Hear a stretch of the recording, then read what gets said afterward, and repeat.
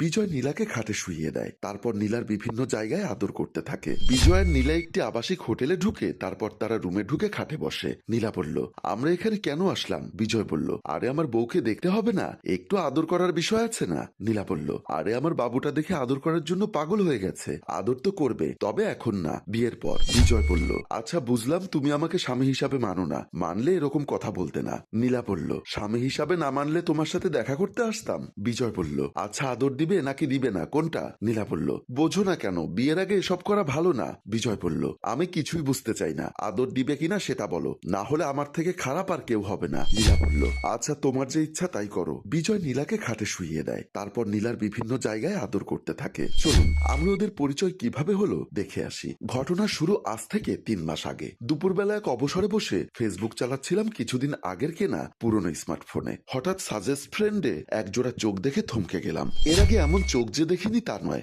যাদের দেখেছি তারা সবাই কারো না কারো সঙ্গে প্রতিশ্রুতিবদ্ধ। এই সংখ্যাটা মনে ছিল, তবুও অজানা এক আগ্রহে তার আইডিতে উকি দিলাম। আমার বিশ্ববিদ্যালয়েরই ছাত্রী, এবছর ভর্তি হয়েছে। কি সুন্দর মুখ তার, দেখে মনে হয় এই বুঝি দুধ দিয়ে ধুয়ে দিয়েছে কেউ, এমন কাঁচা রং। একজোড়া চোখের মায়াতেই পড়ে গেলাম শেষ পর্যন্ত। দোলাচলে দুলতে দুলতে কপালে যা আছে বলে ফ্রেন্ড রিকোয়েস্ট পাঠিয়ে দিলাম। তার অপেক্ষা করতে লাগলাম। আনুমানিক 2 ঘন্টা পর যখন আবার ফেসবুকে ঢুকলাম তখন দেখলাম একসেপ্ট করার নোটিফিকেশনটা চলে এসেছে। মনটা খুশিতে নেচে উঠল। আর দেরি না করে প্রায় সঙ্গে সঙ্গেই তাকে মেসেজে নক দিলাম। উত্তরও পেলাম কিছুক্ষণ পর। এমনি করে আলাপচারিতা চলতে লাগলো আমাদের। অনেক বিষয় নিয়েই কথা হচ্ছিল। প্রসঙ্গটা ধীরে ধীরে ব্যক্তিগত বিষয়ের দিকে গড়িয়ে গেল। স্বীকার করতে দোষ নেই, তাতে পরোক্ষ ভূমিকাটা একতরফা আমারই ছিল। তখন দেখেও মেসেজ দেখেও উত্তর দিতে খানিকটা সময় নিতে শুরু করলো। ভাবলাম এই বুঝি ফসকে গেল অল্পের জন্য। প্রবলভাবে হারানোর ভয়ে ভীত হয়ে উঠলাম। পর্যায়ে লজ্জার মাথা খেয়ে জানতে চাইলাম ওর বয়ফ্রেন্ডের পোস্টটা খালি আছে কিনা। সে তো হেসেই খুন, এমন ভাবে কেউ কখনো জিজ্ঞাসা করেনি, তাই উত্তরও তার জানা নেই। এবং প্রেম নিয়ে সে সিরিয়াস নয়। তবে হাবভাবে যা বুঝলাম তাতে মনে সবুজ বাতিটা না জ্বলে পারল না। দরখাস্ত দিতে হলে হাতে লিখে দিতে হবে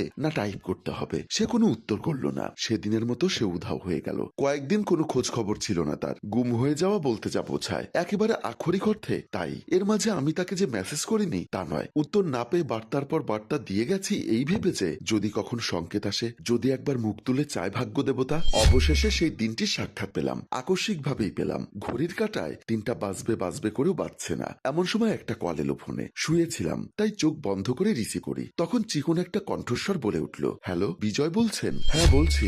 গলার মধ্যে হঠাৎ নারী কণ্ঠ শোনার মতো একটা আশ্চর্য ভাব ফুটে উঠেছে। চিনতে পারছেন আমাকে? আরে আজব তো, নিজে ফোন দিয়ে আমাকেই বলে কিনা চিনতে পেরেছি কিনা। কান থেকে ফোনটা নামিয়ে নাম্বারটা দেখে নিলাম। না, এ নাম্বার আমার অপরিচিত। তবুও স্বীকার করলাম না। চিন্তা করার জন্য কিছুটা সময় নিলাম। এই কয়েকদিনে কাকে কাকে নাম্বার দিয়েছি মনে করার চেষ্টা করছি, তবু কোনো কুলকিনারা করতে পারলাম না। নীলা বলল, চিনতে পারলেন না তো? জানতাম চিনবেন না। বিজয় সন্দেহ কণ্ঠে নিজেই জিজ্ঞাসা করল, কে নীলা?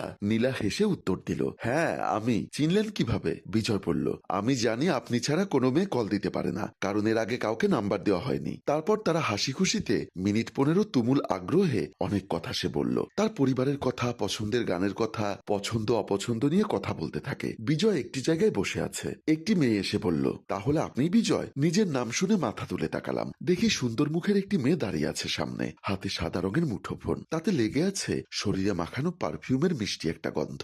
গন্ধ সুখে চট করে পেয়ারা গাছের কথা মনে পড়ে গেল। ছোটবেলায় যখন বৃষ্টির দিনে পেয়ারা গাছে উঠে বসে থাকতাম তখন এমনই একটা গন্ধ পেতাম নাকে। তাতে কত চেনা স্মৃতি মিশে আছে আমার। ছবিতে যেমন দেখেছিলাম অবিকল সেরকম দেখতে। সেই চোখ, সেই ভ্রু, সেই নাক, আর সেই আঁকাবাঁকা মারির দাঁতগুলো পর্যন্ত একই। বসা অবস্থা থেকে উঠে দাঁড়ালাম। কি বলবো সেটা মনে মনে সাজানোর চেষ্টা করছি। মাথার ভেতর নদীর স্রোতের মতো হাজার হাজার শব্দ কোথা থেকে উড়ে এসে যেন উকি দিচ্ছে। কিছুক্ষণ আগে অপরিচিত নাম্বার থেকে ফোন দিয়ে কেউ একজন জিজ্ঞাসা করেছিল, কই আপনি? এর পরপরই এই ঘটনা। কোনটা রেখে কোনটা বলি হঠাৎ তাল হারিয়ে ফেললাম। বললাম, নীলা? নীলা বলল, হ্যাঁ। চিনতে কষ্ট হচ্ছে আপনার? ছবির সঙ্গে কোনো ফারাক আছে নাকি? থাকলে বলুন। কেমন ছটফট করে বলে গেল সে। হালকা বাতাসে তার চুলগুলো মৃদু উঠছে। জিওবা দিয়ে সে পাতলা ঠোঁট দুটো ভিজিয়ে নিল। বিজয় বলল, না না তা হবে কেন, বসো। পাশে জায়গা করে দিয়ে বসে পড়লাম। সেও বসলো, তবে খানিকটা তফাতে। একটা নীল রঙের জামার সঙ্গে সাদা ওড়না পড়েছে। ফর্সা মুখটাতে যেন দিনের সূর্য প্রতিফলিত হয়ে ফেরত যাচ্ছে দূরে। গালে এমন একটা ঝিলিক দেখতে পেলাম। মুগ্ধ নয়নে তার পানে একবার তাকিয়ে মাটিতে মুখ করে জিজ্ঞাসা করলাম, ভালো আছো? বুকে কেমন একটা দুরু দুরু ভয় কাজ করছিল, যার জন্য সহজ হতে পারছিলাম না। বহু মেয়ের সঙ্গে আগে তো প্রথম দেখাতেই অনেক কথা বলেছি, কই তখন তো এমন হয়নি, আর এখন যার সঙ্গে আলাপের 3 মাস হয়ে গেছে তেমন একজনের সাথে কথা বলতে সংকোচ বোধ হচ্ছে আমার। নিজের প্রতি ধিৎকার চলে এলো। পিঠ সোজা করে বসলাম। আচমকা সারা শরীরে পিঁপড়ার কামড়ের মতো জ্বালা শুরু হলো। জল না পেয়ে কয়েকদিনের তৃষ্ণার্ত চেহারাটা বিদ্রোহ করার পায়তারা করছে বোধ হয়। রৌদ্র অ্যালার্জিটাই জাগলো বলে। নীলা একটু পর উত্তর দিল, ভালো আছি। তো দেখা করতে বললেন কেন?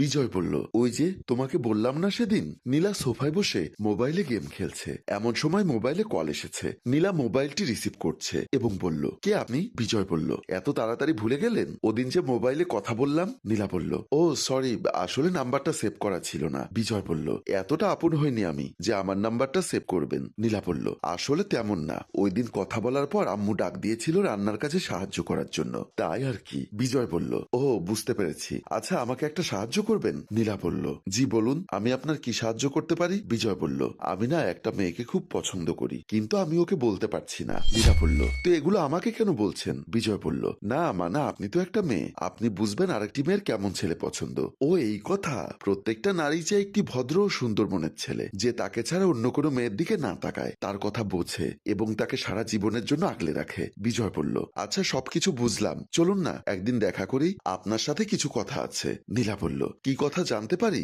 বিজয় বলল, দেখা করলেই জানতে পারবেন। নীলা বলল, যা বলার কলে বলে ফেলুন। বিজয় বলল, সব কথা তো আর কলে বলা যায় না, এমন কিছু কথা থাকে যা সামনাসামনি বলতে হয়। আসবেন, বসবেন, চা খাবেন, চায়ের বিলটা না হয় আমিই দিলাম। নীলা বলল, এটা কিভাবে সম্ভব? আমার আম্মু বাসা থেকে বের হতে দিবে না। বিজয় বলল, ভার্সিটিতে যাওয়ার কথা বলে দেখা করবেন আর কি। নীলা বলল, আচ্ছা দেখি। আচ্ছা বলুন কি কথা ছিল? বিজয় বলল, আপনাকে বললাম না আমার একটা মেয়েকে খুব ভালো লাগে, সেই মেয়েটিকে জানেন? নীলা বলল, কে সে? বিজয় বলল, আমার সামনে সে বসে আছে, যার সাথে কথা না বললে আমার দিন কাটে না। মানে বুঝলাম না। মানে হচ্ছে তুমি সেই, যাকে আমি খুব ভালোবাসি, যাকে আমি আমার ফিউচার ওয়াইফ বানাতে চাই। কি বলছেন এসব? ঠিকই শুনেছেন। নীলা লজ্জায় মুখটা নিচু করে ফেললো। বিজয়কে কি বলবে বুঝতে পারছে না। তখন বিজয় বলল, তুমি কি আমার ঘরের বউ হবে যদি তোমার কোনো সমস্যা না থাকে? নীলা মাথা নাড়িয়ে হা বলল। বিজয় বলল, বিয়ের পর আমাদের কিউট একটা বেবি হবে, তারপর ছোট্ট একটা সংসার হবে। নীলা বলল, যখন তুমি চাকরিতে চলে যাবে তখন আমি বেবিকে নিয়ে খেলা করব। এভাবে তারা 10 থেকে 15 মিনিট রোমান্টিক কথাবার্তা বলতে থাকে। বিজয় বলল,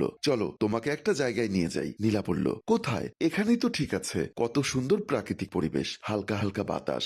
বিজয় বলল, আরে চলো না, গেলেই বুঝতে পারবে, আর এই জায়গা থেকে ওই জায়গাটা আরো অনেক সুন্দর। নীলা কিছু না বলে বিজয়ের হাত ধরে চলে গেল। তারা দুজন ক্লান্ত হয়ে উঠে বসে। বিজয় বলল, জান আদরটা কেমন লাগলো? নীলা কিছু বলতে পারছে না, তার সারা শরীরে ব্যথা অনুভব করছে। বিজয় বলল, জান আমরা খুব শীঘ্রই বিয়ে করব, আমার আব্বু আম্মুকে তোমার বাড়িতে পাঠাবো, ঠিক আছে জান? নীলা বলল, আচ্ছা। বিজয় বলল, আচ্ছা জান তাড়াতাড়ি রেডি হয়ে নাও। এই বলে তারা রেডি হয়ে আবাসিক হোটেল থেকে বের হলো। তারা একটা রাস্তা ধরে হাঁটতে থাকে। সম্মানিত ভিউয়ার্স, বিজয় কি তাকে বিয়ে করবে নাকি বিয়ের নাম দিয়ে তার শরীরটা ভোগ করলো? এসব কিছু জানতে কমেন্ট করুন দ্বিতীয় পর্বের জন্য। গল্পের যদি ভালো ভিউ হয় আমরা দ্বিতীয় পর্ব নিয়ে আসবো। গল্পটির ভাবনায় এস.এম. নাজিম, পরিচালনায় রেজাউল কবির চৌধুরী, প্রযোজনায় এফ.এ. নয়ন চৌধুরী। গল্পটি ভালো লাগলে লাইক, কমেন্ট, শেয়ার করে আমাদের পাশেই থাকুন। ধন্যবাদ।